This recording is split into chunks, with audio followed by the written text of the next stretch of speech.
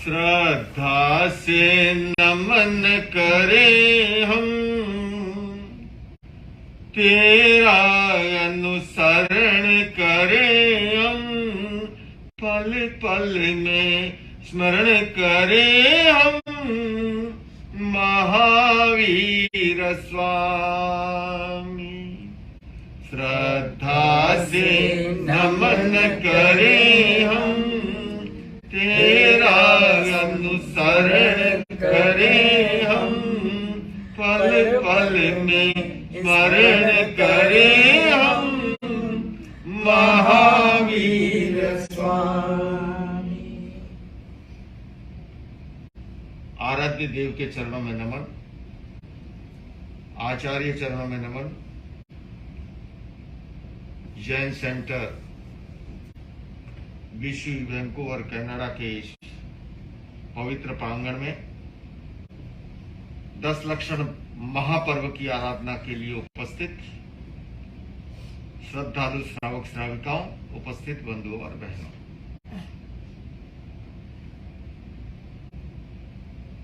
पिछले दिनों से हम लगातार 10 धर्म के बारे में अलग अलग दिन अलग अलग विषय पर चर्चा कर रहे हैं। आज की हमारी चर्चा का विषय है उत्तम तपस्या। और कल क्या दिन है? क्या?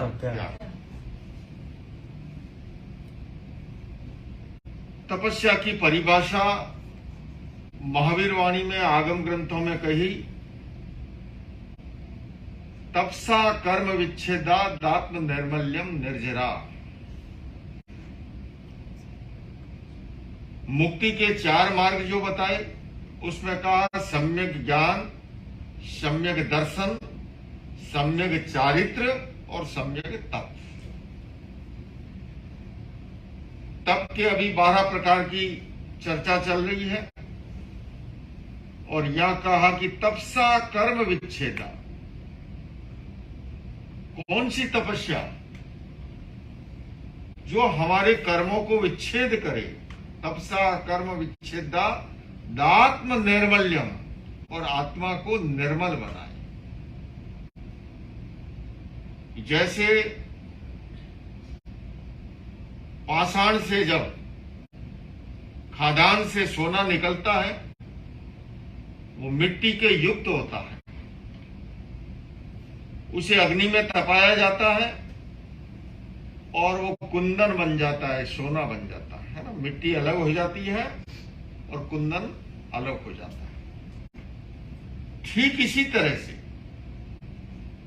विविध प्रकार के कषाय हैं, रागद्वेष के भाव हैं, वे हमारी आत्मा को कलुषित बनाते हैं, मलिन बनाते हैं। उसे मल से रहित करना। आत्मा अपने आप में परिपूर्ण है। मैं अगर कहूं ये नैना विराम प्रतिमा जी हमारे सामने है, प्रतिमा जी जब खादान से निकले, केवल जो अनावश्यक था उसको काटा छाटा गया है। प्रतिमा उसी के अंदर विद्यमान थी, अनावश्यक को काटते गए और प्रतिमा का रूप हमारे सामने प्रकट हो गया। ठीक इसी तरह से शुद्ध आत्मा, विशुद्ध आत्मा, निखालिस आत्मा, कर्मबल से रहित आत्मा, अनावश्यक जो है विजातीय तत्व जो आगे है, ये कसाय सजातीय तत्व नहीं है, विजातीय तत्व है। जो विजातीय तत्व मिल गया है, उसको अलग करने की प्रक्रिया को कहा तपसा कर्म विच्छेदात् आत्म नैर्मल्यम निर्जरा। उस निर्जरा के 12 प्रकार। प्रारंभिक 6 को बाह्य तप के रूप में पुकारा गया और आखिरी 6 है, उनको आंतरिक तप की उपमा दी गई। भगवान महावीर इस सच्चाई को जानते थे कि तलहटी से लेकर के शिखर की यात्रा करनी है तो सीधा एक क्षण में शिखर नहीं पहुंचता है। यहां भी हम पहुंचे हैं तो कई सोपानों को, सीढ़ियों को पार करने के बाद हॉल में प्रविष्ट हुए। चाहे आप सीढ़ी के मार्ग से आओ, चाहे लिफ्ट के मार्ग से भी क्यों न जाओ, बीच के आकाश को स्पर्श करते हुए हम ऊपर पहुंचते हैं। जब तक बाह्य तप को नहीं समझ लेते हैं तो आंतरिक तप में भी सफलता नहीं मिलती है।